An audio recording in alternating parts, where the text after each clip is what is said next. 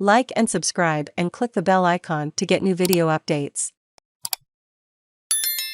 Who is Bongbong Marcos Jr. and why are some Filipinos nervous about his family's return? CNN, Ferdinand Bongbong Marcos Jr. is the presumptive president of the Philippines after winning a landslide in elections on May 9, according to unofficial results. More than 30 million Filipinos voted for Marcos Jr., more than double that of his closest rival, the outgoing Vice President Leni Robredo, partial and unofficial results showed. Despite his popularity among millions of voters, many Filipinos are shocked by his win and what it means for democracy in the Philippines. Marcos Jr. is a member of one of the country's most notorious political families. His win, analysts say, is the successful culmination of a decades-long rebranding campaign that has revived the Marcos family's name and image. Critics have pointed to a widespread disinformation campaign, recently supercharged through social media, that has whitewashed the history of the Marcos era, when Marcos Jr.'s father ruled the Philippines through a brutal and corrupt dictatorship that ended in a popular uprising in 1986. U.S. President Joe Biden spoke with Marcos Jr. on Wednesday, congratulating him on his election win, according to a White House readout of the call.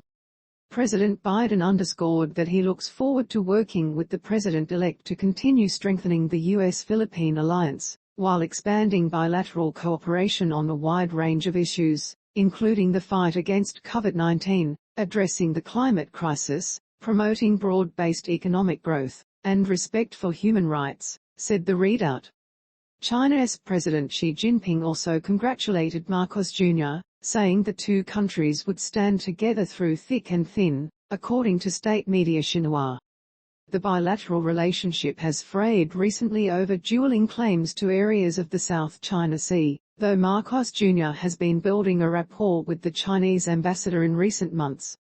But lawmakers in Southeast Asia have expressed concern about human rights under a Marcos administration and the impact of online disinformation.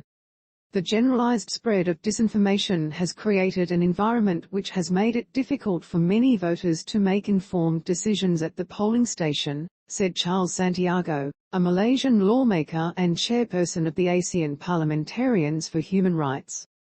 Even though the electoral process has been conducted in a formally correct manner, we are concerned that voting choices based on lies and harmful narratives could have seriously undermined the integrity of the elections and democracy itself. Human Rights Watch called on Marcos Jr. to end outgoing President Rodrigo Duterte's war on drugs, and order the impartial investigation and appropriate prosecution of officials responsible for extrajudicial killings. Marcos should publicly order the military, police and other security forces to cease targeting activists, human rights defenders and journalists for killing and other rights violations. He should end the practice of red tagging, accusing activists and government critics of being communist fighters or supporters, Human Rights Watch's Deputy Asia Director Phil Robertson said in a statement. Ferdinand Marcos Sr. ruled the Philippines for 21 years from 1965 until 1986, with the country living under martial law for about half of that time. Tens of thousands of people were imprisoned, tortured or killed for perceived or real criticism of the government, human rights groups say. As well as its restrictions on citizen rights and a brutal military police, the Marcos regime was marked by widespread corruption, with an estimated $10 billion stolen from the Filipino people. The Marcos family lived a lavish lifestyle while in power, spending money on expensive artworks, overseas properties and jewels, even as debt spiraled and millions suffered in poverty. Former First Lady Imelda Marcos was famously known for her extravagance and excess spending, which included an extensive designer shoe collection. Their supporters say the Marcos years were a boon for the country, with the building of major infrastructure projects like hospitals, roads and bridges.